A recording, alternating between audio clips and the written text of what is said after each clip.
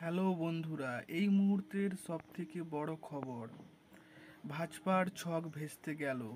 কাঁথিতে EVM বদলাতে গিয়ে ধৃত ৩৬৫ দিন। কাঁথিতে স্ট্রং রুমে ভাজপার ইভিএম বদলের চেষ্টা, হাতে নাতে ধরে ফেলল তৃণমূল। শনিবার ষষ্ঠ দফায় পূর্ব মেদিনীপুরের কাঁথি তমলুকের নির্বাচন হয়। রবিবার ওই দুই লোকসভা কেন্দ্রের ইভিএম সিল করার কাজ চলছিল কাঁথি কলেজের স্ট্রং রুমে। নির্বাচন কমিশনের কর্মীরা ইভিএম মিছিল করার পর স্ট্রং রুম থেকে বেরিয়ে আসার আগে দেখা যায় এনসিসি রুমে লুকিয়ে বসে রয়েছে 5 জন ব্যক্তি। তাদের খোঁজ পেতেই 3 জন ওখান থেকে পালিয়ে যায়। 2জনকে হাতে নাতে ধরে ফেলা হয়। পরিচয় জানতে চাইলে তারা বলে দুজনেই ভাজপার এজেন্ট।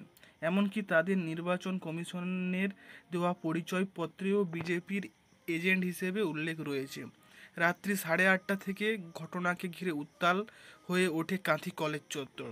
তৃণমূল কর্মীরা কলেজের বাইরে প্রতিবাদ করতে গেলে তাদের সরিয়ে দেয় কেন্দ্রীয় বাহিনী। ওই 2জন ভাজপার এজেন্টকে এনপিসি রুমের মধ্যেই তালাবন্দি করে ওই কেন্দ্রের নির্বাচন কমিশনের আধিকারিক এবং পুলিশকে খবর দেওয়া হয়। নিজেদের এজেন্টকে বাঁচাতে ছুটে আসে বিরোধী দলনেতা শুভেন্দু অধিকারীর ভাই তথা ভাজপা নেতা দিব্যেন্দু অধিকারী। ঘটনার তীব্র প্রতিবাদ করে কাঁথি কলেজে আসেন কাঁথি তৃণমূল প্রার্থী উত্তম বাড়ি। তিনি জানিয়েছেন কাঁথির মহকুমা শাসককে অভিযোগ করা হয়েছে। আপাতত পুলিশ এসে 2জনকে আটক করেছে।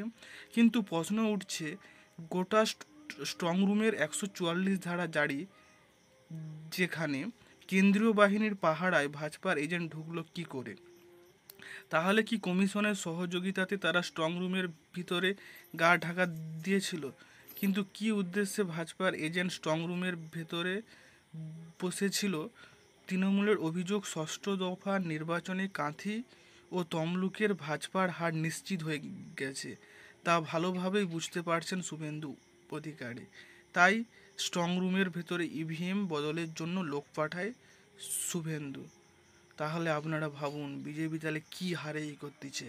তাহলে এই নন্দীগ্রামে যে মমতা ব্যানার্জি যে হেরে গিয়েছিল, এটা নিশ্চয়ই শুভেন্দুর হচ্ছে কোনো চাল, লোডশেডিং করা বিধায়ক শুভেন্দু অধিকারী।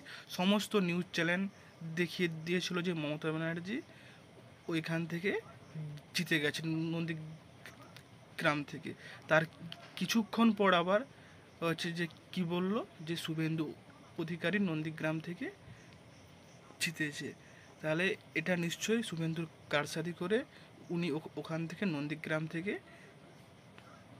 জিতেছেন। তাই জন্য আমরা ওনাকে কি বলি না, লোডশেডিং শুভেন্দু অধিকারী।